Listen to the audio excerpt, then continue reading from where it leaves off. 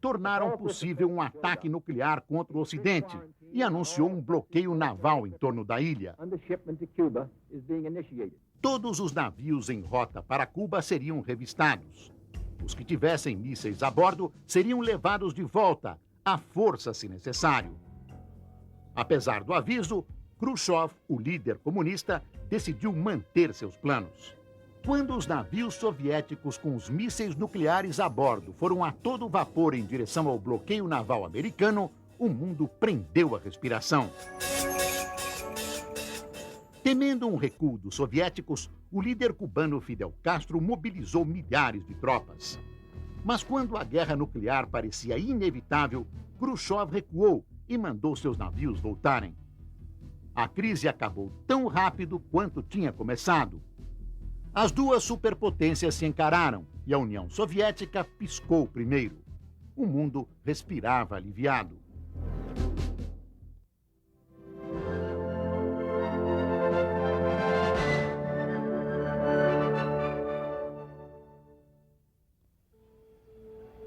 22 de novembro de 1963.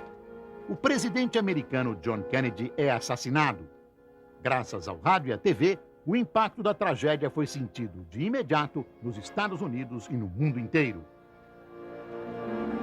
Kennedy e a primeira-dama Jacqueline tinham ido a Dallas, no Texas, numa viagem política. O presidente estava regimentando o apoio no seu partido, o Democrata, para tentar a reeleição. O casal estava acompanhado do vice-presidente Lyndon Johnson e do governador John Connally. A comitiva oficial cruzava as ruas de Dallas e o presidente era aplaudido. Na Praça Dilley foram ouvidos os tiros. Kennedy tinha sido baleado. O atirador foi detido logo em seguida. Era Lee Harvey Oswald, que tinha vivido 4 anos na União Soviética. No hospital, os médicos fizeram tudo para salvar a vida do presidente. Mas os ferimentos foram fatais. Em estado de choque, a América chorou a notícia de sua morte. O corpo de Kennedy foi levado de volta a Washington no avião presidencial. A bordo do mesmo avião, o vice Lyndon Johnson fez seu juramento de posse. A chance de se saber mais sobre o crime acabou 2 dias depois. Quando era levado ao tribunal, Oswald foi morto por um criminoso insignificante, Jack Ruby, que silenciou para sempre o único homem que talvez soubesse a verdade sobre a morte de Kennedy. Na capital americana, o corpo de Kennedy foi levado ao Capitólio, onde ficou exposto em câmara ardente. O enterro no dia 25 de novembro atraiu uma multidão e foi acompanhado por milhões de pessoas na TV. Jacqueline, que enfrentou a dor com coragem e dignidade, conquistou a admiração da América. Nascia a mística da família Kennedy. –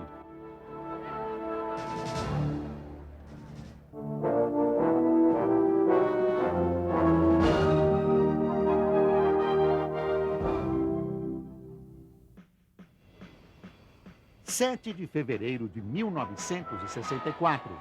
Aeroporto Kennedy, em Nova York. Os Beatles desembarcam nos Estados Unidos para uma turnê que iria marcar o início da Beatlemania no mundo. John, Paul, George e Ringo foram recebidos pelos gritos de milhares de fãs. Foi uma manifestação totalmente inesperada. Os Beatles tinham introduzido novos elementos de melodia e harmonia no rock and roll. Mas até sua chegada triunfal na América, o quarteto de Liverpool ainda lutava para manter seu único sucesso, Love Me Do, nas paradas britânicas.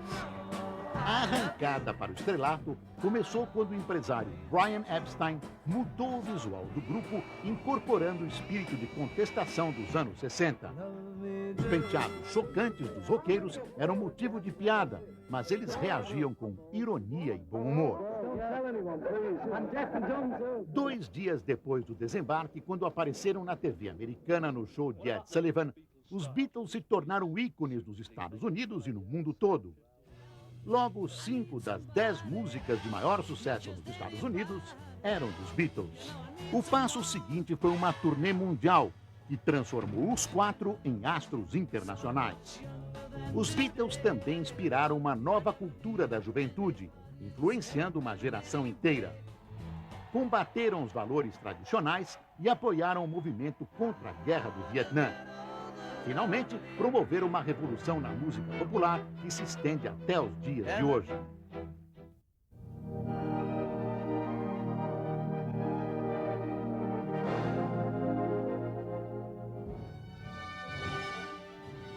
Em 31 de março de 1964, as Forças Armadas tomam o poder no Brasil, derrubam o presidente João Goulart e iniciam um novo ciclo político no Brasil.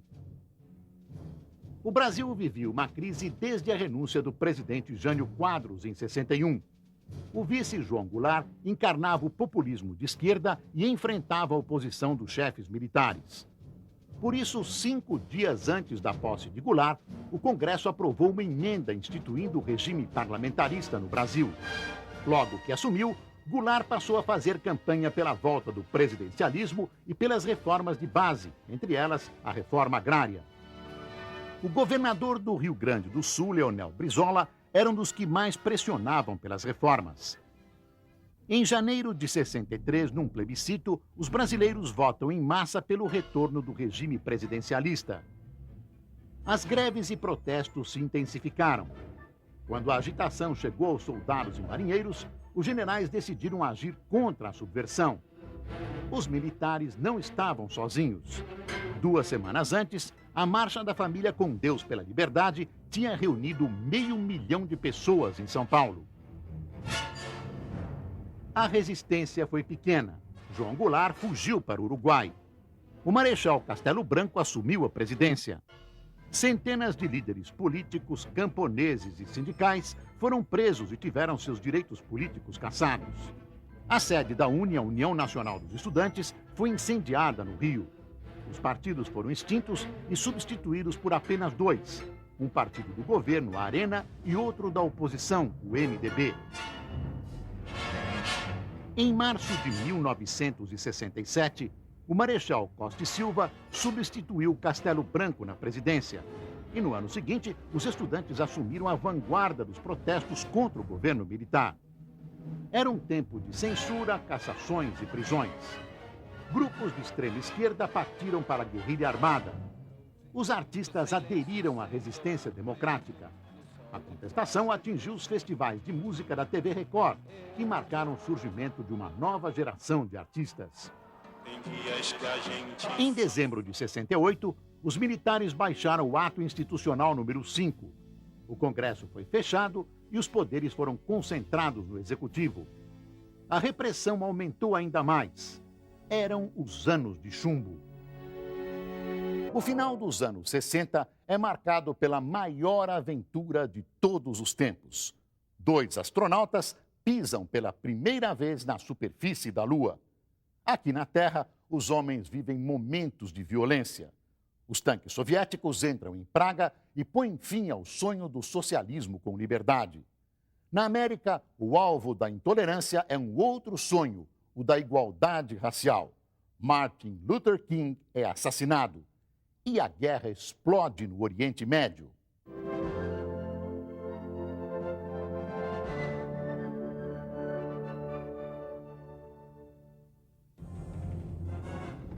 5 de junho de 1967. Tanques e canhões rompem a paz precária no Oriente Médio. As hostilidades entre Israel e seus vizinhos árabes vinham sendo monitoradas por observadores da ONU havia 10 anos.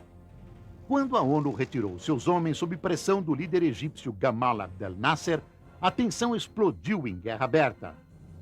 Israel escolheu a tática de que a melhor defesa é o ataque. Sob o comando do general Moshe Dayan, suas tropas investiram contra Egito, Síria e Jordânia. No deserto do Sinai, as forças israelenses avançaram para o canal de Suez, devastando o exército egípcio. Paraquedistas israelenses tomaram o setor árabe de Jerusalém e também a Cisjordânia. Na fronteira com a Síria, Israel ocupou as colinas de Golã. Os países árabes pediram apoio à União Soviética. O mundo ocidental ficou do lado de Israel. Nos 3 primeiros dias de combate, morreram 100 mil pessoas. Com um ataque de surpresa aos aeroportos, os israelenses destruíram a força aérea do Egito logo no início da campanha. O domínio do ar ajudou Israel nas operações em terra. 4 dias depois do início dos combates, o Egito admitiu a derrota. Israel atingiu seus objetivos em apenas 6 dias. Quando o último general árabe se rendeu, os israelenses dominavam um território muito maior do que as fronteiras originais do país. Ocupavam toda a península do Sinai, a faixa de Gaza, o setor árabe de Jerusalém, a Cisjordânia e as colinas de Golã. A Guerra dos 6 Dias mostrou que Israel era uma força a ser considerada no Oriente Médio. Mais tarde, em 73, árabes e israelenses se envolveram em um novo conflito, a Guerra do Yom Kippur. Só no final dos anos 70 começaria o longo e complicado processo de paz no Oriente Médio.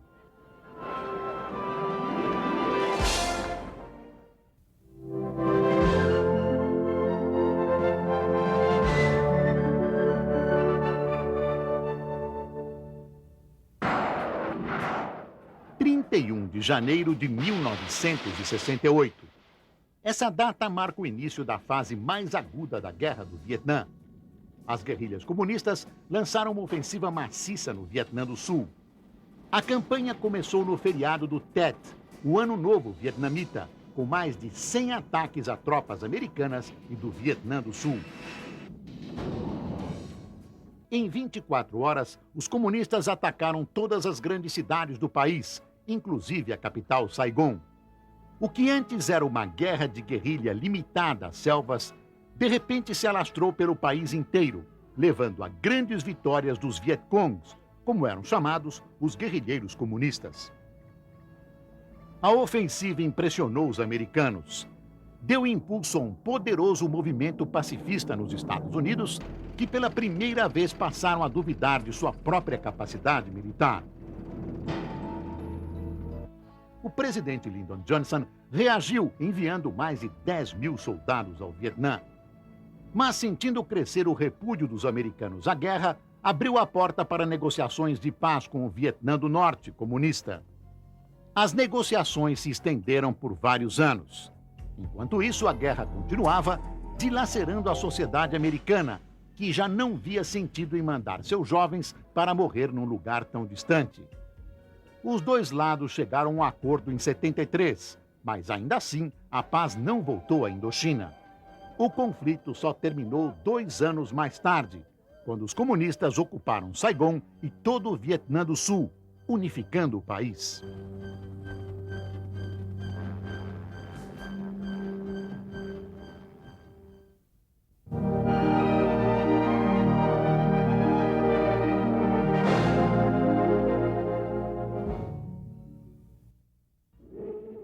Em 4 de abril de 1968. Pela manhã, tiros num hotel em Memphis. Um dos líderes mais importantes dos Estados Unidos estava morto. O assassinato de Martin Luther King atingiu o movimento dos direitos civis no momento em que ele fazia grandes progressos.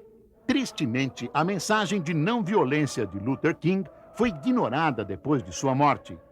Houve tumultos em várias cidades americanas que deixaram 45 mortos, centenas de feridos e mais de 20 mil presos.